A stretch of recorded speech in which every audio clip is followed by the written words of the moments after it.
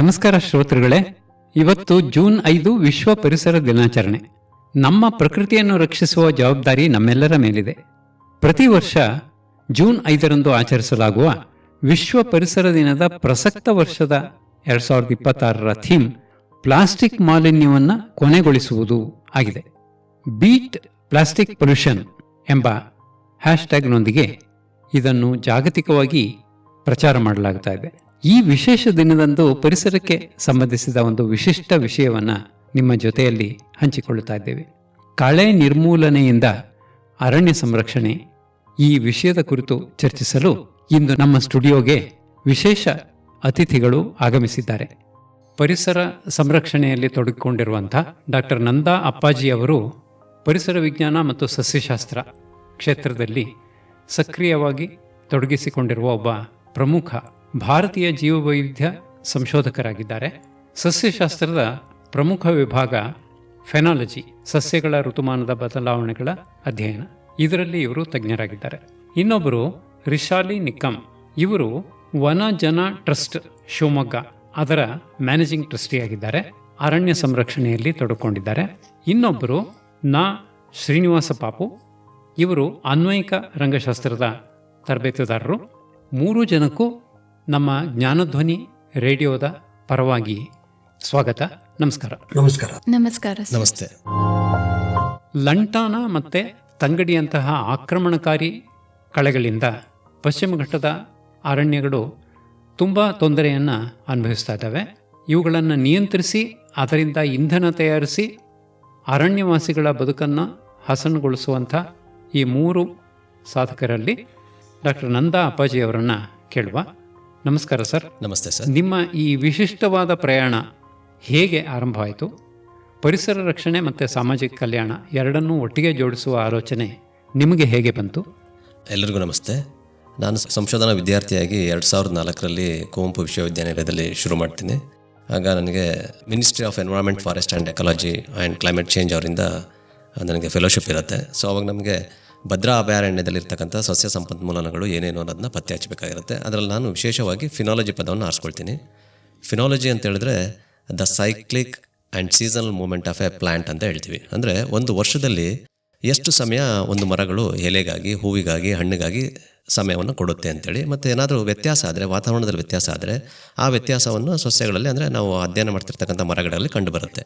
ಇದನ್ನು ಸರಳವಾಗಿ ಹೇಳೋದಾದರೆ Finology is A indicator of climate change. ಅಂದರೆ ನಾವು ಈಗ ಚರ್ಚೆಯಲ್ಲಿರ್ತಕ್ಕಂಥ ವಿಷಯದಲ್ಲಿ ಹವಾಮಾನ ಬದಲಾವಣೆ ಅಂತ ಹೇಳ್ತೀವಿ. ಹವಾಮಾನ ಬದಲಾವಣೆನ ನಾವು ಯಾವ ರೀತಿ ನೋಡ್ಬೋದು? ಹವಾಮಾನ ಬದಲಾವಣೆನ ಒಬ್ಬ ಸಾಮಾನ್ಯ ವ್ಯಕ್ತಿ ಒಂದು ಪ್ರಯೋಗಾಲಯವಿಲ್ಲದೇನೂ ಸಹ ನೋಡ್ಬೋದಾ ಅಂತ ನೋಡಿದ್ರೆ, ಫಿನಾಲಜಿ ಸಬ್ಜೆಕ್ಟಿಂದ ಮರಗಳಾಗ್ತಕ್ಕಂಥ ಬದಲಾವಣೆಯಿಂದ ಹವಾಮಾನ ಬದಲಾವಣೆ ಯಾವ ಮಟ್ಟದಲ್ಲಿ ಆಗ್ತಾಯಿದೆ ಅನ್ನೋದನ್ನ ತಿಳ್ಕೊಬೋದು. ಈ ಅರಣ್ಯದಲ್ಲಿ ಲಂಟಾನ ಮತ್ತು ತಂಗಡಿ, ಅದು ಬೇರೆ ದೇಶದಿಂದ ಬಂದಂಥ ಕಳೆಗಳು. ಇವು ನಮ್ಮ ಅರಣ್ಯಗಳ ಜೀವವೈವಿಧ್ಯತೆಗೆ ಹೇಗೆ ಮಾರಕ ಆಗಿದ್ದಾವೆ? ಇವುಗಳನ್ನು ಸಂಪೂರ್ಣವಾಗಿ ಮೂಲೋತ್ಪಾಟನೆ, ಅಂದರೆ ಬೇರು ಸಮೇತ ಕಿತ್ತಾಕುವಂಥದ್ದು, ಈ ರೀತಿ ಮಾಡೋದು ಯಾಕೆ ಮುಖ್ಯ?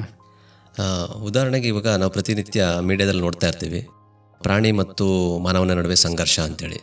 ಯಾಕೆ ಕಾಡು ಪ್ರಾಣಿಗಳು ಕಾಡಿನಿಂದ ಊರುಗಳಿಗೆ ವಲಸೆ ಬರುತ್ತೆ?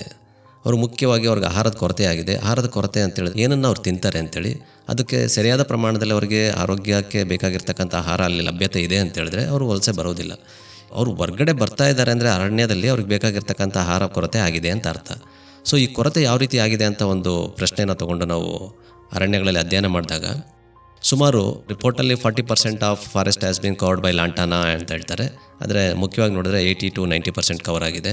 ಯಾಕೆಂದರೆ ಕೆಳಗಡೆ ಇರ್ತಕ್ಕಂಥ ನಾವು ಏನು ಕಿರು ಸಸ್ಯಗಳು ಅಂತ ಏನು ಹೇಳ್ತೀವಿ, ಅಂಡರ್ ಸ್ಟೋರಿ ಪ್ಲಾಂಟ್ಸ್ ಅಂತ ಹೇಳ್ತೀವಿ, ಅದು ಯಾವುದು ಕಣ್ಣಿಗೆ ಕಾಣಿಸ್ತಾ ಇಲ್ಲ. ಎಲ್ಲೆಲ್ಲಿ ಲಾಂಟಾನ ಬೆಳೆಯುತ್ತೆ ಅಲ್ಲಿ ನಮಗೆ ಕೆಳಗೆ ಹುಲ್ಲೂ ಸಹ ಕಂಡು ಬರೋದಿಲ್ಲ. ಮುಖ್ಯವಾಗಿ ಅದರದ ನಿರ್ಮೂಲನೆ ಆಗಲಿಲ್ಲ ಅಂತ ಹೇಳಿದ್ರೆ ಏನಾಗುತ್ತೆ, ಇನ್ನು ಆ್ಯನಿಮಲ್ಸಲ್ಲಿ ಮುಖ್ಯವಾಗಿ ಮೆಗಾ ಆರ್ಬಿವೋರ್ಸ್ ಅಂತ ಹೇಳ್ತೀವಿ ಎಲಿಫೆಂಟನ್ನು, ದೆನ್ ಫೀಡ್ ನಿಯರ್ಲಿ 250 ಕಿಲೋ, ಅಂದರೆ 250 kg ಅವರಿಗೆ ದಿನಕ್ಕೆ ಆಹಾರ ಬೇಕು. ಸೊ ಈ ಬೇಸಿಗೆ ಸಮಯದಲ್ಲಿ ಯಾವಾಗ ಲಾಂಟಾನ ಒಣಗೋಗಿರುತ್ತೆ ಆ ಸಮಯದಲ್ಲಿ ಕೆಳಗಡೆ ಹುಲ್ಲುಗಳು ಕಂಡು ಬರಲ್ಲ ಮತ್ತು ಕಿರು ಸಸ್ಯಗಳು ಕಂಡು ಬರೋದಿಲ್ಲ. ಅಂಥ ಸಸ್ಯಗಳು ಇಲ್ಲದೇ ಇರೋ ಕಾರಣದಿಂದ ಏನು ಮಾಡ್ತಾರೆ, ದೇ ರಾಬ್ ದ ಕ್ರಾಪ್ಸ್ ಅಂತ ಹೇಳಿದ್ರೆ ಅಲ್ಲಿಂದ ಊರಿಂದ ಹೊರಗಡೆ ಬರ್ತಾರೆ, ಕಾಡಿಂದ ಹೊರಗಡೆ ಬರ್ತಾರೆ, ಊರಲ್ಲಿರ್ತಕ್ಕಂಥ ಅಗ್ರಿಕಲ್ಚರ್ ಆ್ಯಕ್ಟಿವಿಟೀಸ್ ಎಲ್ಲಿ ನಡೀತಾ ಇರುತ್ತೆ ಅಲ್ಲಿ ಆಹಾರಗಳ ಮೇಲೆ ಡಿಪೆಂಡ್ ಆಗಿರ್ತಾರೆ. ಹೆಚ್ಚಿನ ಸಮಯ ಅವರು ಅಗ್ರಿಕಲ್ಚರ್ ಏರಿಯಾ ಎಲ್ಲಿರುತ್ತೆ ಅಲ್ಲೇ ಅವ್ರ ಸಮಯನ ಕಳೀತಾ ಇರ್ತಾರೆ. ಇದ್ರ ಹಿನ್ನೆಲೆ ಏನು ಅಂತ ನೋಡಿದಾಗ ಅವರಿಗೆ ಸರಿಯಾದ ಸಮಯದಲ್ಲಿ ಆಹಾರ ಸಿಗ್ತಾ ಇಲ್ಲ. ಈ ಆಹಾರ ಸಿಗದೇ ಇರ್ತಕ್ಕಂಥ ಕಾಡಲ್ಲಿ ಈ ರೀತಿ ತೊಂದರೆ ಏನು ಅಂತ ನೋಡಿದಾಗ ಮುಖ್ಯವಾಗಿ ಲಾಂಟಾನ ಮತ್ತು ಅದು ಯಥೇಚ್ಛವಾಗಿ ಬೆಳೀರ್ತಕ್ಕಂಥ ಇನ್ನೊಂದು ಮರ ಏನಂತ ಹೇಳಿದ್ರೆ ಸೆನ್ನಾ ಸ್ಪೆಕ್ಟಾಬಿಲಿಸ್ ಅಂತೇಳಿ, ಇದನ್ನು ತಂಗಡಿ ಅಂತಲೂ ಕರೀತಾರೆ, ಸೀಮೆ ತಂಗಡಿ ಅಂತಲೂ ಕರೀತಾರೆ. ಸೀಮೆ ತಂಗಡಿ ಅಂತ ಹೇಳಿದ್ರೆ ಇನ್ನೊಂದಿದೆ ಕ್ಯಾಶಿಯಾ ಸಿಯಾಮಿಯಾ ಅಂತೇಳಿ, ಇದು ಕ್ಯಾಶಿಯಾ ಸ್ಪೆಕ್ಟಾಬಿಲಿಸ್ ಅಂತೇಳಿ. ಸೊ ಇದು ಸೆನ್ನಾ ಸ್ಪೆಕ್ಟಾಬಿಲಿಸ್. ಈ ಸೆನ್ನಾ ಸ್ಪೆಕ್ಟಾಬಿಲಿಸ್ ಯಾವ ರೀತಿ ಕವರ್ ಆಗಿದೆ ಅಂತ ಹೇಳಿದ್ರೆ ಫಾರೆಸ್ಟ್ ಏರಿಯಾ ಎಲ್ಲೆಲ್ಲಿ ನೀರಿನ ಪ್ರಮಾಣ ಚೆನ್ನಾಗಿರುತ್ತೆ, ಅಂದರೆ ಸಣ್ಣ ಸಣ್ಣ ನೀರು ಹರಿತಕ್ಕಂಥ ಜಾಗ ಎಲ್ಲಿರುತ್ತೆ ಅಲ್ಲಿ ಯಥೇಚ್ಛವಾಗಿ ಕಂಡು ಬರುತ್ತೆ. ಈ ಥರ ಬೆಳೀತಾ ಇರೋದ್ರಿಂದ ಏನಾಗುತ್ತೆ, ಅಲ್ಲೂ ಸಹ ಅಂಡರ್ ಸ್ಟೋರಿ ಕೆಳಗಡೆ ಇರ್ತಕ್ಕಂಥ ಕಿರು ಸಸ್ಯಗಳು ಕಣ್ಮರೆಯಾಗಿದೆ. ಸೊ ಇದನ್ನು ನಿರ್ಮೂಲನೆ ಮಾಡಬೇಕಂತೇಳಿದ್ರೆ ಮೇಲ್ಗಡೆ ಅಂದರೆ ಗಿಡನ ಕಡಿಯೋದ್ರಿಂದ ಅಥವಾ ಬ್ರಾಂಚಸ್ನ ಟಾಪ್ ಮಾಡೋದ್ರಿಂದ ಯಾವುದೇ ರೀತಿಯ ನಿರ್ಮೂಲನೆ ಕೆಲಸ ಆಗೋದಿಲ್ಲ. ಮತ್ತೆ ಮುಂದಿನ ಸರಿ ಮಳೆ ಸಿಕ್ಕಿದಾಗ ಮತ್ತೆ ಅದು ಸೇಮ್ ನುಗ್ಗೆಕಾಯಿ ಮರದ ಥರನೇ ಏನಾಗುತ್ತೆ, ಮತ್ತೆ ಚಿಗುರಕ್ಕೆ ಶುರು ಆಗುತ್ತೆ, ಮತ್ತೆ ಬೆಳಿಲಿಕ್ಕೆ ಶುರು ಆಗುತ್ತೆ. ಇದನ್ನು ಸಂಪೂರ್ಣವಾಗಿ ನಿರ್ಮೂಲನೆ ಮಾಡಬೇಕಂತ ಹೇಳಿದ್ರೆ ಬೇರಿಂದನೇ ಅದನ್ನು ಅಪ್ರೂಟ್ ಮಾಡಬೇಕಂದ್ರೆ ರೂಟಿಂದನೇ ಅಪ್ರೂಟ್ ಮಾಡಬೇಕಾಗುತ್ತೆ. ಅಪ್ರೂಟ್ ಮಾಡಿದ ನಂತರ ಅಲ್ಲಿ ಯಾವ ಸಸ್ಯ ವರ್ಗಗಳು ಈಗಾಗಲೇ ಇದೆ ಕಾಡುಗಳಲ್ಲಿ ಅಂತ ನೋಡಿ ಅಂಥ ಸಸ್ಯಗಳನ್ನ ನಾವು ಮತ್ತೆ ಅಲ್ಲಿ ಕೊಡಬೇಕಾಗುತ್ತೆ. ಇಲ್ಲಾಂದರೆ ಅಬ್ಸರ್ವೇಷನ್ನ ಕಂಟಿನ್ಯೂಟಿ ಮಾಡಬೇಕಾಗುತ್ತೆ. ಇದನ್ನು ನಾವು ರಿಸ್ಟೋರೇಷನ್ ಅಂತ ಹೇಳ್ತೀವಿ, ಅಂದರೆ ಪುನರ್ಸ್ಥಾಪನೆ ಅಂತೇಳಿ, ಅರಣ್ಯ ಪುನರ್ಸ್ಥಾಪನೆ ಅಂತೇಳಿ. ಪುನರ್ಸ್ಥಾಪನೆ ಅಂತ ಹೇಳಿದ್ರೆ ಯಾವ ರೀತಿ ಅರಣ್ಯ ಇತ್ತು ಅದನ್ನು ಮತ್ತೆ ಪುನಃ ಪಡ್ಕೊಳ್ಳುವ ಒಂದು ಪ್ರಯತ್ನ. ಇದುವರೆಗೇನು ಕೆಲಸ ಆಗಿರಲಿಲ್ವಾ? ಅಷ್ಟೊಂದು ಬೆಳ್ಕೊಳ್ಳೋಕ್ಕೆ 80%ನಷ್ಟು ಬೆಳ್ಕೊಳ್ಳೋದಕ್ಕೆ ಕಾರಣ ಏನು? ಇದು ಒಳ್ಳೆ ಪ್ರಶ್ನೆ. ಇದು ಸುಮಾರು 40 ವರ್ಷದ ಹಿಂದೆ ಫಾರೆಸ್ಟ್ ಡಿಪಾರ್ಟ್ಮೆಂಟ್ ಏನು ಮಾಡ್ತಾರೆ ಅಂತ ಹೇಳಿದ್ರೆ, ಎಲ್ಲೆಲ್ಲಿ ಫಾರೆಸ್ಟ್ ಏರಿಯಾ ಇರುತ್ತೆ ಅಲ್ಲೆಲ್ಲಿ ಅಡ್ಜಸೆಂಟಲ್ಲಿ ಎಲ್ಲಿ ವಿಲೇಜಸ್ ಇರ್ತಾರೆ, ವಿಲೇಜ್ ಡ್ವೆಲ್ಲರ್ಸ್ ಇರ್ತಾರೆ ಅಥವಾ ಅರಣ್ಯದಲ್ಲಿರ್ತ ವಾಸ ಇರ್ತಕ್ಕಂಥವ್ರಿಗೆ to meet their domestic needs, ಅಂದರೆ ಅವರಿಗೆ ಇಂಧನದ ಪ್ರಾಮುಖ್ಯತೆ ಏನಿದೆ ಅದಕ್ಕಾಗಿ ಅವರು ಅರಣ್ಯದ ಮೇಲೆ ಡಿಪೆಂಡ್ ಆಗೋದು ಬೇಡ. ಹಾಗಾಗಿ ಅವರಿಗೆ ಬೇಗ ಬೆಳೀತಕ್ಕಂಥ ಸಸ್ಯಗಳಲ್ಲಿ ಇದು ಒಂದು ಸಸ್ಯ ಅಂತ ಗುರುತಿಸಿ ಇದನ್ನು ಕಲ್ಟಿವೇಟ್ ಮಾಡ್ತಾರೆ. ಸೊ ಮತ್ತು ಎಲ್ಲಿ ಫಾಲೋ ಲ್ಯಾಂಡ್ ಅಂತ ಇರುತ್ತೆ, ಅಂದರೆ ಖಾಲಿ ಬೇಕಿರ್ತಕ್ಕಂಥ ಲ್ಯಾಂಡು ಅಥವಾ ಡಿಗ್ರೇಡೆಡ್ ಲ್ಯಾಂಡು ಅಂತ ಖಾಲಿ ಇರ್ತಕ್ಕಂಥ ಜಾಗಗಳಲ್ಲಿ ಈ ಗಿಡಗಳನ್ನ ಬೆಳೆಸಬೇಕು. ಅಂದರೆ ಫಾರೆಸ್ಟ್ ಏರಿಯಾನ ನಾವು ಮುಖ್ಯವಾಗಿ ಅವ್ರದ್ದು ಉದ್ದೇಶ ಇದ್ದಿದ್ದು ಡೊಮೆಸ್ಟಿಕ್ ನೀಡ್ಸ್ನ ಫುಲ್ಫಿಲ್ ಮಾಡಬೇಕಂತ ಇನ್ನೊಂದು ಸಾಯಿಲ್ ಎರೋಷನ್ನ ಮಿನಿಮೈಸ್ ಮಾಡಬೇಕು ಅಂತೇಳಿ. ಸೊ ಒಬ್ರಿಗೆ ಸಹಾಯ ಮಾಡ್ತಾ ಏನಾಗುತ್ತೆ ಅರಣ್ಯಕ್ಕೆ ಅದು ತೊಂದರೆ ಆದ ರೀತಿಯಲ್ಲಿ ಸುಮಾರು ಇವಾಗ ನಾವು ಯಾವ ಸಸ್ಯಗಳನ್ನ ನಿರ್ಮೂಲನೆ ಮಾಡಬೇಕಂತ ಹೇಳಿದೀವೋ ಅದು ಸುಮಾರು 30-40 ವರ್ಷ ಹಿಂದೆ ಪ್ಲಾಂಟೆಡ್ ಟ್ರೀಸ್. ಲಾಂಟಾನ ಪ್ಲಾಂಟ್ ಮಾಡಿದ್ರೆ ಲಾಂಟಾನ ಅಲ್ಲ, ಸೆನ್ನಾ ಸ್ಪೆಕ್ಟಾಬಿಲಿಸ್ ಅಂತ ಏನು ಹೇಳಿದೆ. ಅದು ಲಾಂಟಾನ 200 years ಸ್ಪ್ರೆಡ್ ಆಗಿರ್ತಕ್ಕಂಥದ್ದು. ಅದು ಕೆಲವೊಂದು ಮಲ್ಬಾರ್ ಜೆಂಟ್ ಸ್ಕ್ವಿರಿಲ್ಲು ಮತ್ತು ಕೆಲವೊಂದು ಸಸ್ಯಗಳನ್ನು ತಿಂತಕ್ಕಂಥ ಹಣ್ಣುಗಳನ್ನ ತಿಂತಕ್ಕಂಥ ಪ್ರಾಣಿಗಳಿಂದ ಸಹ ಸ್ಪ್ರೆಡ್ ಆಗಿದೆ. ಮತ್ತು ನ್ಯಾಚುರಲಿ ಅದು ಸ್ಪ್ರೆಡ್ ಆಗುತ್ತೆ ಅದು. ಸೊ ಲ್ಯಾಂಟಾನದು ಒಂದು ಬುಷ್ ಇತ್ತು, ಫ್ರೂಟನ್ನು ಒಂದು ಅನಿಮಲ್ ಬರ್ಡ್ಸ್ ಫೀಡ್ ಮಾಡ್ತಾ ಇದ್ದರೆ ಮಲ್ಟಿಪ್ಲೈ ಆಗಿ ಏರಿಯಾ ಫುಲ್ ಕವರ್ ಆಗಿರುತ್ತೆ. ನೀವು ಕಳೆಗಳಿಂದ ಫ್ಯೂಯಲ್ ಬ್ರಿಕ್ಸ್ ಕೂಡ ತಯಾರಿಸ್ತೀರಾ ಅಂಥೇಳಿ ಕೇಳಿದೆ. ಈ ಫ್ಯೂಯಲ್ ಬ್ರಿಕ್ಸ್ನ ಯಾಕೆ ಮಾಡಬೇಕು? ಅವರೇ ಅರಣ್ಯವಾಸಿಗಳೇ ತಮ್ಮ ಫ್ಯೂಯಲ್ ನೀಡ್ಸಿಗೆ ಅದನ್ನು ಬಳಸ್ಬೋದಲ್ಲ ಸರ್? ಇದು ಆ್ಯಕ್ಚುಲಿ ವಾಸ್ಟ್ ಇದೆ. ನಾವೀಗ ರಿಮೂವ್ ಮಾಡಿದ ಮೇಲೆ ಬಯೋಮಾಸ್ ಮೆಟೀರಿಯಲ್ ಏನಿದೆ ವಾಸ್ಟ್ ಇದೆ. ಅದು it's not that easy to dispose. ಅದಕ್ಕೆ ನಾವು it's very much important to take that out of the forest. So ಅದು ಜಸ್ಟ್ ಫಾರೆಸ್ಟ್ ಡಿಪಾರ್ಟ್ಮೆಂಟ್ ಬಿಕಾಸ್ ಅವ್ರಿಗೆ ಬೇರೆ ಭಾಳಷ್ಟು ರೆಸ್ಪಾನ್ಸಿಬಿಲಿಟೀಸ್ ಇರೋದಕ್ಕೆ ಅವ್ರಿಗೆ ಈ ಕಡೆ ಜಾಸ್ತಿ ಅವ್ರಿಗೆ ಕಾನ್ಸಂಟ್ರೇಟ್ ಮಾಡೋಕ್ಕೆ ಆಗ್ತಾ ಇಲ್ಲ. That's why we are coming in the picture. So basically ನಾವೇನು ಮಾಡ್ತಾ ಇದ್ದೀವಿ ಅದನ್ನು, ಆ್ಯಂಡ್ ಮೋರ್ ಓವರ್ ನಾವು ಅದು ಹಂಗೆ ಫಾರೆಸ್ಟ್ನಲ್ಲಿ ಬಿಡೋಕ್ಕೂ ಆಗಲ್ಲ. ಅಗೇನ್ ಫಾರೆಸ್ಟ್ ಫೈರ್ಸ್ ಎಲ್ಲ ಚಾನ್ಸಸ್ ಇರುತ್ತೆ. ಸೊ ಕ್ವಾಂಟಿಟಿ ವಾಸ್ಟ್ ಇರೋದಕ್ಕೆ we have to get it out of the forest and convert it into briquettes. That's the only way sir. ಯಾಕಂದರೆ ನೀವು ಬೇರೆ ಯಾವ ಯೂಸ್ಗೂ ಕೊಟ್ರೇನು ಅಲ್ಲಿ ವೆರಿ ಮಿನಿಮಲ್ ರಿಕ್ವೈರ್ಮೆಂಟ್ ಇರಬಹುದು. ಬಟ್ ಇದು ಟನೇಜ್ ಲೆಕ್ಕನಲ್ಲಿ ನೋಡಿದರೆ ultimately we have to convert that into briquettes. So that's the main.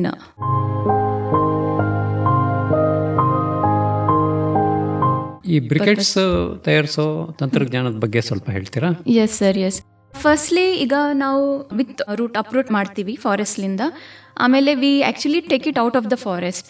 ಅಲ್ಲಿ ನಾವು ಸಾಡಸ್ಟ್ ಪ್ರೊಡ್ಯೂಸರ್ ಅಂತ ಇದೆ, ನಾವಾಗೇ ಮ್ಯಾನುಫ್ಯಾಕ್ಚರ್ ಮಾಡಿರೋದು. ಅದು ಇನ್ ಹೌಸ್ ಮಷಿನರಿ ಇದೆ, ST5T ಅಂತ. ಸೊ ಅದನ್ನು ಯೂಸ್ ಮಾಡಿಕೊಂಡು we convert the logs, wood logs ಏನಿದೆ ಈಗ ಸೆನ್ನಾ ಸ್ಪೆಕ್ಟಾಬಿಲಿಸ್ ಅದು ನಮಗೆ ವುಡ್ ಲಾಗ್ಸ್ ರೂಪದಲ್ಲೇ ಸಿಗೋದು. So we convert that into sawdust.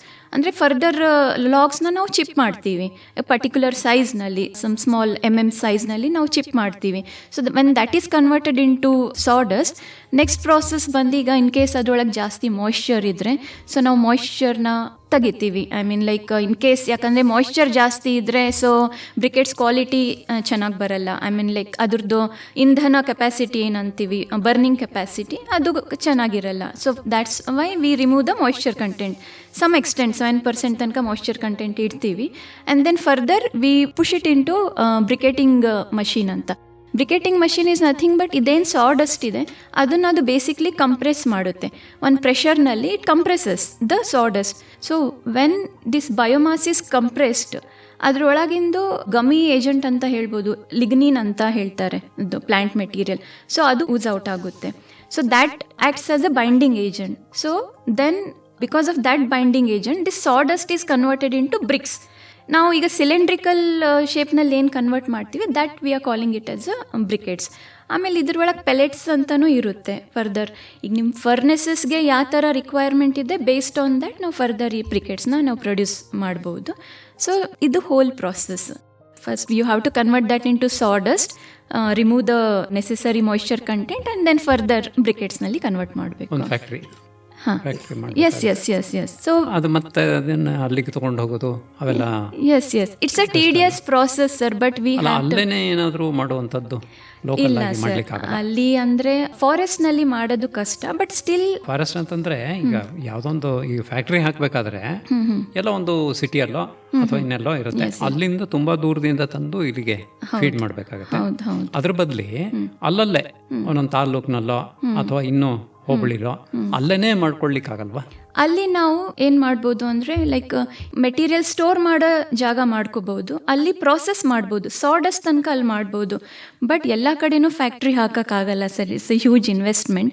So ನಾವು ಒಂದು ಹಬ್ ಆ್ಯಂಡ್ ಸ್ಪೋಕ್ ಥರ ಒಂದು ಹಬ್ ಮಾಡಿಕೊಂಡು ಈ ಸ್ಪೋಕ್ಸ್, ಈ ರಾ ಮೆಟೀರಿಯಲ್ ಕಲೆಕ್ಷನ್ ಪಾಯಿಂಟ್ಸ್ನ ಮಾಡಿಕೊಂಡು ಅಲ್ಲಿ ಸಾಡಸ್ಟ್ನಲ್ಲಿ ಕನ್ವರ್ಟ್ ಮಾಡ್ಕೊಂಡು ಅಲ್ಲಿಂದ we can get it to the factory and there further we can convert it into briquettes. ಆ ಥರ. ಯಾಕಂದರೆ ಇನ್ವೆಸ್ಟ್ಮೆಂಟ್ ಹ್ಯೂಜ್ ಇದೆ. ಸೊ ಒನ್ ಬ್ರಿಕೆಟಿಂಗ್ ಮಷೀನೇ it goes up to 25 lakhs above. 25 it's a minimum thing what I am telling. So 5 ton per hour capacity machines it is more than 30-35 lakhs. So investment ಜಾಸ್ತಿ ಇರೋದಕ್ಕೆ ನಾವು ಎಲ್ಲ ಕಡೆನೂ ಫ್ಯಾಕ್ಟ್ರಿ ಅಂದರೆ ಹಾಕೋಕ್ಕಾಗಲ್ಲ. So ಈ fail bricks ಪ್ರಕೃತಿ ಸ್ನೇಹಿ ಆಗಿದೆಯಾ? ಸಾಂಪ್ರದಾಯಿಕವಾಗಿ ಕಲ್ಲಿದ್ದಲು ಮತ್ತು ಸೌದೆ ಯೂಸ್ ಮಾಡ್ತಾರೆ. ಅದಕ್ಕೆ ಹೋಲಿಸಿದ್ರೆ ಇದರ ಬಳಕೆಯಿಂದ ಪರಿಸರಕ್ಕೆ ಏನಾದ್ರು ಲಾಭ ಉಂಟಾ ಅದಕ್ಕೆ ಹೋಲಿಸಿದ್ರೆ? Yes sir, this is actually a green fuel only. This is actually a future fuel only. ಆಮೇಲೆ ಗೌರ್ಮೆಂಟು ಈ ಭಾಳಷ್ಟು ಇದಕ್ಕೆ ಅಂದರೆ they are actually kind of telling people to go for green fuel, biomass fuel. ಈಗ ಭಾಳಷ್ಟು ಕಡೆ ಅವ್ರಿಗೆ ಹೋಗಿದೆ ಆರ್ಡರ್, ಲೈಕ್ 5% ಅಟ್ಲೀಸ್ಟ್ ನೀವು ಬಯೋಮಾಸ್ ಫ್ಯೂಯಲ್ ಯೂಸ್ ಮಾಡಲೇಬೇಕು ಅಂತ. ಡೆಫಿನೆಟ್ಲಿ ಇದ್ರಲ್ಲಿ ಅಂದರೆ ಪೊಲ್ಯೂಷನ್ ಆಗೋ ಥರ ಏನಿಲ್ಲ, ಆ್ಯಶ್ ಕಂಟೆಂಟ್ ಭಾಳ ಮಿನಿಮಲ್. ಆಮೇಲೆ even that ash content can be used for further activities, further usages. ಅದಕ್ಕೂ ನಾವು ಫರ್ದರ್ ಯೂಸ್ ಮಾಡಿಕೊಂಡು ಅಂದರೆ ಬ್ರಿಕ್ಸ್ನ ಕನ್ವರ್ಟ್ ಮಾಡಿ ಕನ್ಸ್ಟ್ರಕ್ಷನ್ನಲ್ಲೆಲ್ಲ ಯೂಸ್ ಮಾಡ್ಕೋಬೋದು, ಇಲ್ಲ ಆ್ಯಸ್ ಅ ಫರ್ಟಿಲೈಸರ್ ಪ್ಲ್ಯಾಂಟ್ಸ್ಗಂತ ಯೂಸ್ ಮಾಡ್ಬೋದು. So it's actually green fuel ಅಂತಲೇ ಹೇಳ್ಬೋದು. ಐ ಮೀನ್ ಲೈಕ್ ಇದರಿಂದ ಏನೂ ಡಿಸ್ಅಡ್ವಾಂಟೇಜಸ್ ಇಲ್ಲ. ಕನ್ಸ್ಟ್ರಕ್ಷನ್ ಯೂಸ್ ಮಾಡಿದ್ರೆ ಇಲ್ಲ ಇಲ್ಲ, ಇಟ್ಸ್ ಆಲ್ರೆಡಿ ಬರ್ನ್ಟ್ ಅಲ್ಲ sir. I am telling about the ash content. So that can be converted into bricks I am like by adding other agents. So yeah, even ಈಗ ಗ್ಯಾಸಿಂದು ತುಂಬ ತೊಂದರೆ ಇದೆ. Yes yes. ಕೆಲವರು ಅಂದರೆ ಉದಾಹರಣೆಗೆ ಅನಂತಕುಮಾರ್ ಅವರ ಒಂದು ಸಂಸ್ಥೆ ಮುಂತಾದವಲ್ಲೇ ಅಡುಗೆ ಮಾಡಲಿಕ್ಕೆ ಬಳಸ್ತಾರೆ. ಹೌದು, ಅದು ದೊಡ್ಡದಾದ ಅಡುಗೆ ಮನೆ.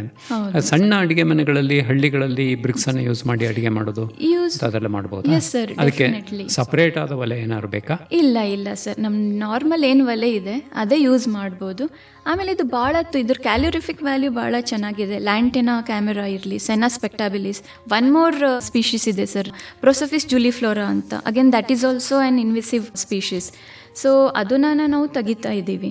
I mean like it is presently it is not much available in forest, but ಬೇರೆ ಕಡೆ ಹೊರಗೆ ಔಟ್ ಆಫ್ ದ ಫಾರೆಸ್ಟಲ್ಲಿದೆ. We are removing that as well because that is also good fuel. So ಇದ್ರ ಕ್ಯಾಲರಿಫಿಕ್ ವ್ಯಾಲ್ಯೂ ಭಾಳ ಚೆನ್ನಾಗಿದೆ. So ಈಗ ಇವ್ರು normally ಏನು ಹಳ್ಳಿ ಜನ ಅವ್ರ ಒಲೆಗೆ ಏನು ಯೂಸ್ ಮಾಡ್ತಾರೆ ಇಂಧನ, ಅದಕ್ಕಿಂತ ಇದು I mean like they can within 1 ಬ್ರಿಕೆಟ್, I mean like using 1 ಬ್ರಿಕೆಟ್ ಅವರೆಲ್ಲ ಅಡುಗೆ ಮಾಡ್ಬೋದು. ಬಿಕಾಸ್ ಕ್ಯಾಲರಿಫಿಕ್ ವ್ಯಾಲ್ಯೂ ಜಾಸ್ತಿ ಇರೋದ್ರಿಂದ ಬರ್ನಿಂಗ್ ಕೆಪಾಸಿಟಿ ಜಾಸ್ತಿ ಇದೆ. ಸೊ ಯಾ, ಈ ಮಾರುಕಟ್ಟೆ ಯಾವ ತರಹ ಫ್ಯಾಕ್ಟ್ರಿಗಳಿಗೆ ಕೊಡ್ತಾ ಇದ್ದೀರಾ ಅಥವಾ ಜನರಲ್ ಆಗಿ ಅನೇಕ ಕಡೆ ಔಟ್ಲೆಟ್ಸ್ ಮಾಡಿಯೋ ಅಥವಾ ಬೇರೆ ಇವರಿಗೆ ಏನು ಮಾಡಿಯೋ ಸೌದೆ ಅವ್ರಿಗೆ ಹೇಳಿ ಆ ಥರ ಮಾಡ್ತಾ ಇದ್ದೀರಾ? ಏನು ಇಲ್ಲ, ಫ್ಯಾಕ್ಟ್ರೀಸು ಕೆಲವೊಬ್ರು ಇದ್ದಾರೆ, they come to our facility, they buy from there. ಅದಕ್ಕೆ ನಾವು ಎಕ್ಸ್ ಫ್ಯಾಕ್ಟ್ರಿ ಅಂತ ಹೇಳ್ತೀವಿ. ಕೆಲವೊಬ್ರಿಗೆ ನಾವೇ ಟ್ರಾನ್ಸ್ಪೋರ್ಟ್ ಮಾಡ್ತಾ ಇದ್ದೀವಿ. ಸೊ ಬೇಸಿಕ್ಲಿ ಈ ಗಾರ್ಮೆಂಟ್ ಫ್ಯಾಕ್ಟ್ರೀಸ್ ಇರ್ಬೋದು, I mean like where ever the heat is required. It is actually substitute for coal, sir.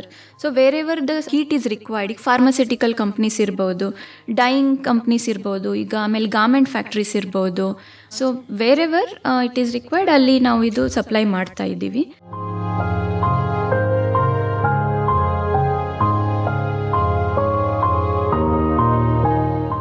ನಾನು ನೋಡಿಲ್ಲ. ಓಕೆ. ಅಂದರೆ ಹೆಚ್ಚು ಖರ್ಚಾಗ್ತಾ ಇದ್ರೆ ನಮ್ಗೆ ನೋಡ್ಲಿಕ್ಕೆ ಸಿಗ್ಬೇಕಲ್ಲ. ಅಂದ್ರೆ ಸಣ್ಣ ಸಣ್ಣ ವ್ಯಾಪಾರಿಗಳ ಮೂಲಕ ನೀವು ಇದು ಮಾಡ್ತಾ ಇಲ್ಲ, ಬರೀ ಫ್ಯಾಕ್ಟರಿಗಳಿಗೆ ಮಾತ್ರ ಕೊಡ್ತಾ ಇದ್ದೀರಾ. ಈಗ ಸಣ್ಣ ವ್ಯಾಪಾರಿಗಳ ಮೂಲಕ ಸಾಮಾನ್ಯ ಜನರಿಗೆ ಅದು ಸಿಗೋ ಹಾಗೆ ಏನಾದ್ರು ಆ ಒಂದು ದೃಷ್ಟಿಯಿಂದನೇ ನಾವು ಅಟ್ ದಿ ಸೇಮ್ ಟೈಮ್ ಈ ಗ್ಯಾದರರ್ಸ್ ಫೋಕಸ್ ಅಂತ ಏನು ಟ್ರೈಬಲ್ಸ್ ಕರೀತಾ ಇದ್ದಾರೆ, ಅವ್ರಿಗೆ entrepreneurship and skill development and marketing skill development program ಹಾಕೊಂಡಿದ್ದೀವಿ. ಅದರಿಂದ ಈಗ ಒನ್ಜನ್ ಟ್ರಸ್ಟ್ ಏನು ಮಾಡುತ್ತೆ, ಒಂದು ಕಡೆ ರಿಸ್ಟೋರೇಷನ್, ಒಂದು ಕಡೆ ರಿಮೂವಲ್ಲು, ಅಟ್ ದಿ ಸೇಮ್ ಟೈಮ್ ಈ ಒಂದು ಬಿಸ್ನೆಸ್ ಸರ್ಕಲಿಂದ, ಸರ್ಕ್ಯುಲರ್ ಎಕಾನಮಿಯಿಂದ ಬರುವಂಥ ಕೆಲವು ಭಾಗನ ಅವರ ಎಜುಕೇಷನ್ ಇರ್ಬೋದು, ಸ್ಕಿಲ್ ಇರ್ಬೋದು, ಅವ್ರನ್ನ ಎಕ್ಸ್ಪೋಸ್ ಮಾಡುವಂಥದ್ದು, ಅವ್ರನ್ನೇ ಒಬ್ಬ ಉದ್ಯಮಿಯಾಗಿ ಮಾಡತಕ್ಕಂಥ ಟ್ರೈನಿಂಗ್ನ ಕೊಡ್ತಾ ಬರ್ತಾಯಿದ್ದೀವಿ. ಸೊ ಇಲ್ಲಿ ಒಂದು ಸರ್ಕ್ಯುಲರ್ ಎಕಾನಮಿನಲ್ಲಿ ಅಲ್ಲೇ ಹುಟ್ಟಿ ಅಲ್ಲೇ ಬೆಳೆದು, ಆದರೆ ಒಂದು ವ್ಯಾಪಕ ನೆಲೆಗಟ್ಟಿನಲ್ಲಿ ಬೇಕಾಗುವಂಥ ಟ್ರೈನಿಂಗ್ ಈ ಗ್ಯಾದರರ್ಸ್ ಲೆವೆಲಲ್ಲಿ ಇರತಕ್ಕಂಥ ಟ್ರೈಬಲ್ ಚಿಲ್ಡ್ರನ್ಸ್ಗೆ ಈಗಲೇ ಅಡಾಲಸೆಂಟ್ ಆ್ಯಂಡ್ ಬಿಲೋ ಅಡಾಲಸೆಂಟ್ಗೆ ನಾವು ಪ್ರಾಪರ್ ಸ್ಕಿಲ್ ಡೆವಲಪ್ಮೆಂಟ್ ಟ್ರೈನಿಂಗ್ ಕೊಡೋ ದೃಷ್ಟಿಯಿಂದ every week we are going to their ಹಾಡೀಸ್. ಯಾಕಂದರೆ ಸೈಕಲಾಜಿಕಲಿ ಸ್ಟ್ರಾಂಗ್ ಇರೋದು ಅವ್ರ ಹಾಡಿನಲ್ಲಿ. ನಾವು ಅದನ್ನು ಬ್ರೇಕ್ ಮಾಡೋ ದೃಷ್ಟಿಯಿಂದ, ಯಾಕಂದರೆ ನಾವು ಇರೋ ಜಾಗದಲ್ಲಿ ಟ್ರೈನಿಂಗ್ ಕೊಡೋಕ್ಕೂ ಅವರಿರೋ ಜಾಗದಲ್ಲಿ ಟ್ರೈನಿಂಗ್ ಕೊಡೋಕ್ಕೂ ಚಾಲೆಂಜಸ್ ಟ್ರೈನಿಂಗ್ ಕೊಡೋರ್ದಾಗುತ್ತೆ, ಇಲ್ಲಿ ಅಲ್ಲಿ ತೊಗೊಳೋರ್ದಾಗುತ್ತೆ. ಸೊ ಆ ದೃಷ್ಟಿಯಿಂದ ನಾವೇನು ಮಾಡ್ತಾಯಿದ್ದೀವಿ, ನಾಳೆ ಅದು ರಿಟೇಲ್ ಯೂನಿಟ್ಗೂ ಹೋಗಬೇಕು, ಎಲ್ಲ ಕಡೆಗೂ ತಲುಪಬೇಕು. ಅಂದರೆ ಈಗ ಒಂದು ಸಣ್ಣ ಉದಾಹರಣೆ ಅಂದರೆ 25,000 ಹೆಕ್ಟೇರ್ಸ್ನಷ್ಟು ಸೆನ್ನ ಬೆಳೆದಿದ್ದರೆ ಅದನ್ನು ರಿಮೂವ್ ಮಾಡೋದು ಒಂದು ವನಜನ್ ಟ್ರಸ್ಟಿಂದ ಆಗೋದಿಲ್ಲ. ಈಗ ಈ ಥರದ ಒಂದು ಮಾಧ್ಯಮಗಳನ್ನ ನಾವು ಉಪಯೋಗಿಸಿದಾಗ ಇದರ ಬಗ್ಗೆ ಅವರು ಅರ್ಥ ಮಾಡ್ಕೊಳಕ್ಕಾಗತ್ತೆ. ಈ ಥರ ಒಂದು ಪ್ರಾಬ್ಲಮ್, ಯಾಕಂದರೆ ಕಾಡು ಗುಲಾಬಿ ಅಂತ ಹಾಡು ಬರ್ಕೊಂಡ್ರೆ ಕಾಡೇ ನಾಶ ಆಗುತ್ತೆ ಅನ್ನೋದು ಅರ್ಥ. ಆದರೆ ಈ ಆನೆ ಚವಳಿ ಅನ್ನತಕ್ಕಂಥ ಈ ಸೆನ್ನ ಮರ ನೋಡೋಕ್ಕೆ ಚೆನ್ನಾಗಿದೆ ಅಂತ ಹೇಳಿದ್ರೆ ಅಂತಿಮವಾಗಿ ಮನುಷ್ಯನ ಫ್ಯೂಚರ್ ಬದುಕಿಗೆ ತೊಂದರೆ ಆಗುತ್ತೆ ಅನ್ನೋದಾದರೆ ಅದರ ಅವೇರ್ನೆಸ್ ನಾವು ಟ್ರೈಬ್ಸ್ಗೂ ಕೊಡಬೇಕು. ದಾರಿ ಹೋಗೋರು ಅಲ್ಲ, ಅವ್ರಿಗೆ ಬಳಕೆಗೆ ಈ ಬ್ರಿಕ್ಸ್ ಅನ್ನು ಕೊಡ್ಬೋದಲ್ಲ ಅಂತ. ಖಂಡಿತ ಕೊಡ್ಬೋದು, ತಪ್ಪೇನಿಲ್ಲ. ಅಲ್ಲ, ಇದು ಸೊಸೈಟಿಗಳಿದಾವಲ್ಲ, ಲ್ಯಾಂಪ್ಸ್ ಸೊಸೈಟಿ ಸಂಪರ್ಕ ಮಾಡಿದ್ದೀವಿ. ಅವ್ರಿಗೆ ಈಗಾಗಲೇ ಆ ಪ್ರಾಜೆಕ್ಟ್ ಇತ್ತು, ಆದರೆ ಬ್ಲ್ಯಾಕ್ ಆಫ್ ಎಂಟರ್ಪ್ರಿನರ್ಶಿಪ್ ಮಾರ್ಕೆಟಿಂಗ್ ಅವ್ರು ಅದನ್ನು ಹಂಗೆ ಕೊಲಿಸಿದ್ರು, ಬಿಟ್ಟರು. ಈಗ ನಾವೆಲ್ಲ ಹೋಗ್ತಾ ಇರೋದ್ರಿಂದ ಒಂದು ಅವೇರ್ನೆಸ್ ಆಗ್ತಾ ಇರೋದ್ರಿಂದ ಅವ್ರಿಗೂ ಎಂಪ್ಲಾಯ್ಮೆಂಟ್ ಆಗುತ್ತೆ. ಎಂಪ್ಲಾಯ್ಮೆಂಟ್ ಆಗ್ತಾ ಗ್ರ್ಯಾಚುಲಿ ಅವ್ರು ನೋವು ಸಿಗ್ತದೆ. ಆಮೇಲೆ ಅವ್ರಿಗೆ ನಾವು ನಿಮ್ಮ ಫ್ಯೂಯಲ್ಗೂ ಆಯಿತು, ಎಕ್ಸ್ಟರ್ನಲ್ ಫ್ಯೂಯಲ್ಗೂ ಆಯಿತು.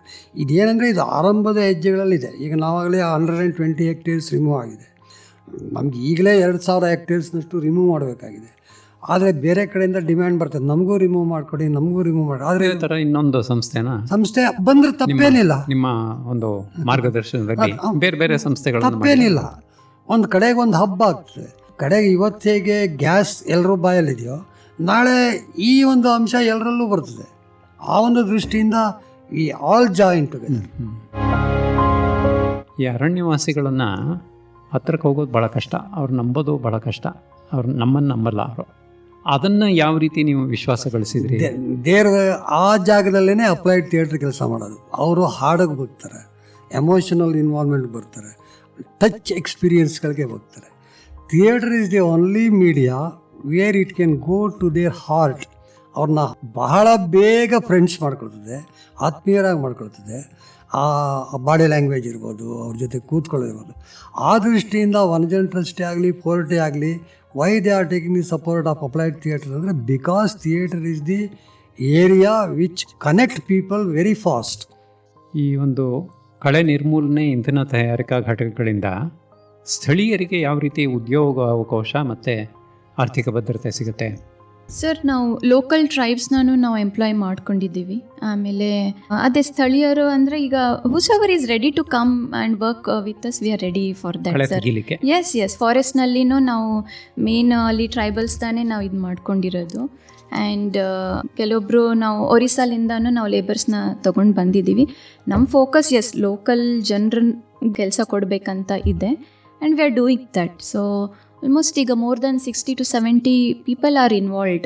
ಅವರಿಗೆ ಉದ್ಯೋಗ ಕೊಡೋದಷ್ಟೇ ಅಲ್ಲದೆ ಅವರ ಆರೋಗ್ಯ, ಮಕ್ಕಳ ವಿದ್ಯಾಭ್ಯಾಸಕ್ಕೆ ಯಾವ ರೀತಿ ನೀವು ನೆರವಾಗ್ತಾ ಇದ್ದೀರಾ? ಇದರಲ್ಲಿ ನಿಮ್ಮ ಮುಖ್ಯ ಕಾರ್ಯಕ್ರಮ ಯಾವ್ದಾದ್ರು ಇದೆಯಾ? ಎಸ್ ಸರ್, ಆ್ಯಕ್ಚುಲಿ ನಾವು ಆರೋಗ್ಯ ಭಾರತಿ ಅವ್ರ ಜೊತೆನೇ ಕೊಲಾಬ್ರೇಟ್ ಆಗಿ ಕೆಲವೊಂದು ಹೆಲ್ತ್ ಕ್ಯಾಂಪ್ಸ್ ಮಾಡಿದ್ದೀವಿ. ಫಸ್ಟ್ ಹೆಲ್ತ್ ಕ್ಯಾಂಪ್ ನಾವು ಪುಂಜೂರು ಬೇಡ್ಗುಳಿ ನಲ್ಲಿ ಮಾಡಿದ್ವಿ. ಅಲ್ಲಿ ಆಲ್ಮೋಸ್ಟ್ ಒಂದು 60 ಜನ ಬಂದಿದ್ದರು. ಅವ್ರಿಗೆ ಅದೇ BP, sugar, I test, dental checkup ಎಲ್ಲ ಹೆಲ್ತ್ ಚೆಕಪ್ ಮಾಡಿ ಅವ್ರಿಗೆ ನಾವು ಈ ಥರ ಹೆಲ್ತ್ ಕ್ಯಾಂಪ್ ಮಾಡ್ಕೊಂಡು ಹೋದ್ವಿ. ನೆಕ್ಸ್ಟ್ ಬಂದು ನಾವು ಅಗೇನ್ ಪುಂಜೂರಿನಲ್ಲೇ ಕೋಳಿಪಾಳ್ಯನಲ್ಲಿ ಮಾಡಿದ್ವಿ. ಅಲ್ಲಿ 100 ಜನ ಬಂದಿದ್ದರು. ಸೊ ಈಗ ರೀಸೆಂಟ್ಲಿ ಈ ಮಂತ್ನಲ್ಲೇ 17th ನಾವು ಕೇಗುಡಿನಲ್ಲಿ ಒಂದು ಹೆಲ್ತ್ ಕ್ಯಾಂಪ್ ಮಾಡಿದ್ವಿ. So with the help of Arogya Bharati and few other hospitals like JSS hospital ಇರ್ಬೋದು, ಸ್ಪಂದನ ಹಾಸ್ಪಿಟಲ್ ಇರ್ಬೋದು, ಅವ್ರ ಮೂಲಕ ನಾವು ಹೆಲ್ತ್ ಕ್ಯಾಂಪ್ಸ್ ಮಾಡ್ಕೊತಾ ಹೋಗ್ತಾ ಇದ್ದೀವಿ sir. And along with that ಈ ಅವೇರ್ನೆಸ್ ಅಬೌಟ್ ಲ್ಯಾಂಟೆನಾ ಇರ್ಬೋದು, ಸೆನ್ನ ಇರ್ಬೋದು, ಅದು ಅವೇರ್ನೆಸ್ಸು ಮಾಡ್ಕೊಂಡು ಹೋಗ್ತಾ ಇದ್ದೀವಿ. ಅದು ಕಾಡಿಗೆ ಯಾವ ಥರ ನಾಶ ಮಾಡ್ಕೊಂಡು ಹೋಗ್ತಾ ಇದೆ ಅದ್ರದ್ದು awareness.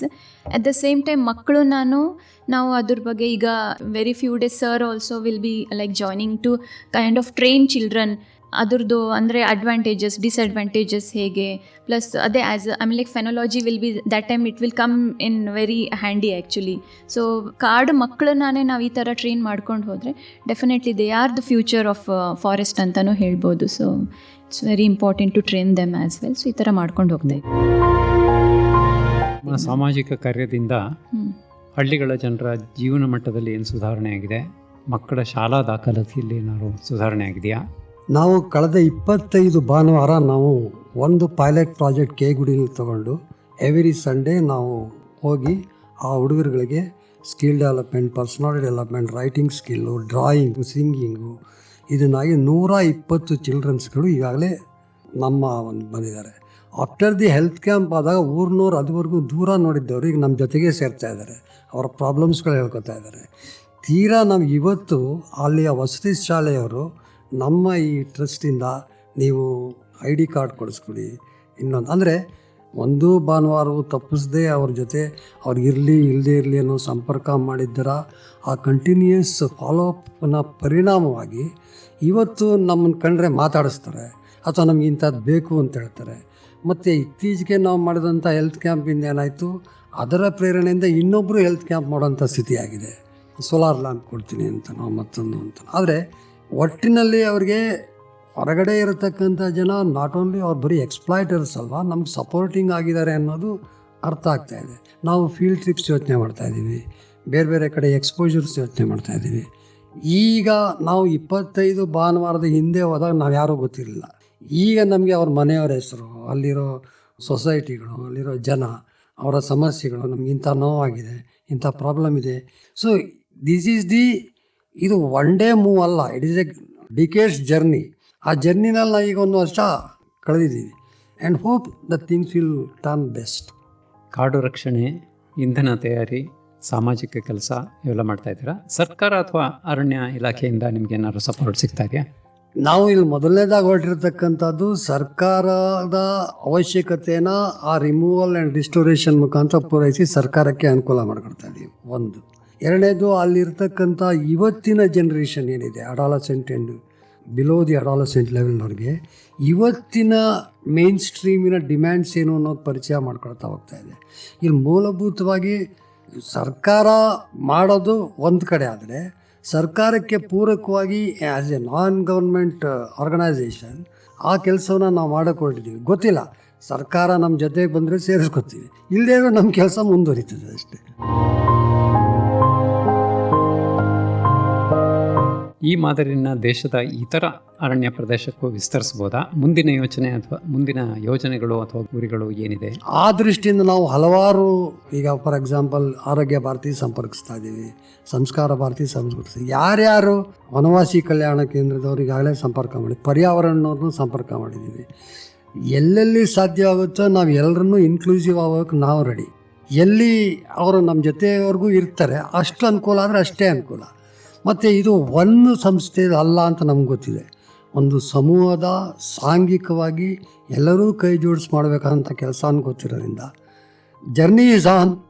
Hope everyone will be included in the benefit from the vision for the future generation. I think that will be possible. ದೇಶದ ಬೇರೆ ಕಡೆ ಏನಾದ್ರು ಈ ತರಹದ ಕೆಲಸಗಳು ನಡೀತಾ ಇದಾವ? ಸರ್ ನಡೀತಾ ಇದೆ, ಅವರವ್ರ ಫಾರೆಸ್ಟ್ ಡಿಪಾರ್ಟ್ಮೆಂಟ್ನಲ್ಲಿ ಅವ್ರು ಮಾಡ್ಕೊಂಡು ಹೋಗ್ತಾ ಇದ್ದಾರೆ. ಅಗೇನ್ ಅದೇ ಅದು ಅಷ್ಟು ರಿಸಲ್ಟ್ಸ್ ಬಂದಿಲ್ಲ. ಈಗ ಆ್ಯಕ್ಚುಲಿ ಸೌತ್ ಇಂಡಿಯಾ ಫಾರೆಸ್ಟ್ನಲ್ಲಿ ಲ್ಯಾಂಟೆನಾ, ಜೂಲಿಫ್ಲೋರಾ, ಸೆನ್ನಾ ಪ್ರಾಬ್ಲಮ್ ಭಾಳ ಇದು ಆಗಿದೆ. ಸಿಮಿಲರ್ಲಿ ನಾರ್ತ್ ಇಂಡಿಯಾನಲ್ಲಿ, ಹಿಮಾಚಲ್ ಪ್ರದೇಶನಲ್ಲೆಲ್ಲ ಪೈನ್ ನೀಡಲ್ಸ್ದು ಪ್ರಾಬ್ಲಮ್ ಇದೆ. ಸೊ ಈ ಕೆಲವೊಂದು NGOs ಎಲ್ಲ ಅದು ಮಾಡ್ಕೊಂಡು ಹೋಗ್ತಾ ಇದ್ದಾರೆ. But again as sir said, it's not a job of only one NGO or like one department. I like people have to come together. Firstly awareness ಆಗಬೇಕು, people have to join hands, then only I think it will be possible in a wider way ಅಂತ ಹೇಳ್ಬೋದು sir. ನಮ್ಮ radio ಕೇಳುಗರಿಗೆ, ವಿಶೇಷವಾಗಿ ಪರಿಸರ ಮತ್ತು ಸಮಾಜ ಸೇವೆ ಮಾಡಬಯಸುವಂಥ ಯುವಕರಿಗೆ ನೀವು ಕೊಡುವ ಸಂದೇಶ ಏನು? ನಮ್ಮ ಜೊತೆ ನೀವು ಸೇರಿ ಅಷ್ಟೇ. ಅಲ್ಲ ಅಂದರೆ ಸಾಮಾನ್ಯವಾಗಿ ವಿದ್ಯಾಭ್ಯಾಸ ಮುಗಿದ ತಕ್ಷಣ ಕೆಲಸ ಹುಡ್ಕೋದು ಮುಂತಾದವೆಲ್ಲ ಅಲ್ಲ, ಒಂದು ಓರಲ್ 10 ಮಾತಿನ ಜೊತೆ 11ನೇ ಮಾತಾಗಿ ಈ ಒಂದು ಫಾರೆಸ್ಟ್ ವೀಡ್ಸ್ಗಳ ಬಗ್ಗೆ ಹೇಳಿ ನಾವು ಏನು ಮಾಡ್ಬೋದು. ಒಂದು ಸೆನ್ನಾ ಮರಕ್ಕೆ ನಾವು ಕೀಳಕ್ಕೆ ಸಹಕಾರ ಕೊಟ್ಟರೆ ಎಷ್ಟು ಮೀಟರ್ ಫಾರೆಸ್ಟ್ನ ಉಳಿಸಿ ನಮ್ಮ ಋಣನ ತೀರಿಸ್ತೀವಿ ಅಂತ. ಮತ್ತು ಇದು ರೆಗ್ಯುಲರ್ ಆಗಿ 10 ಮಾತಿನ ಜೊತೆ 11ನೇ ಮಾತಾಗೆ, ಅಥವಾ 10 ಮಾತಾಡೋ ಕಡೆ 1 ಮಾತು ತೆಗೆದು 9+1 ಮಾತಾದರೆ ಮೊದಲು ಮಾತಾಗುತ್ತೆ, ಒಪಿನಿಯನ್ ಬಿಲ್ಡ್ ಆಗುತ್ತೆ. ಈ ವ್ಯಾಪಕತೆಯ ಅರಿವು ನಮ್ಮ ಕಾಲು ಮೈ ಸುಡಕ್ಕೆ ಮುಂಚೆನೇ ನಾವೀಗ ಮಾತಾಡಿದ್ರೆ ಪ್ರಾಯಶಃ awareness is the only solution. ಅದನ್ನೇ ನಾವು ನಮ್ಮ ಸ್ಟೂಡೆಂಟ್ಸ್ಗಳು ಮಾಡಬೇಕು, ಕೇಳುಗರು ಮಾಡಬೇಕು ಅಂತ ನಮ್ಮ ಅಪೇಕ್ಷೆ ಇದೆ. ಪರಿಸರ ರಕ್ಷಣೆಯಲ್ಲಿ ತೊಡಗಿರುವಂಥ ನೀವು 3 ಜನ ಈ ಒಂದು ಒಳ್ಳೆಯ ಘನವಾದ ಕಾರ್ಯದಲ್ಲಿ ತೊಡ್ಕೊಂಡಿರೋದು ನಮಗೆಲ್ಲ ಭಾಳ ಸಂತೋಷ. ನಮ್ಮ ಕೇಳುಗರಿಗೂ ಕೂಡ ಈ ಒಂದು ವಿಶೇಷವಾದ ಅವೇರ್ನೆಸ್ಸು ಬರುತ್ತೆ ಅಂತ ನಾವು ನಿರೀಕ್ಷಿಸ್ತೀವಿ. ನಮಸ್ಕಾರ ಸರ್. ನಮಸ್ಕಾರ. ನಮಸ್ತೆ.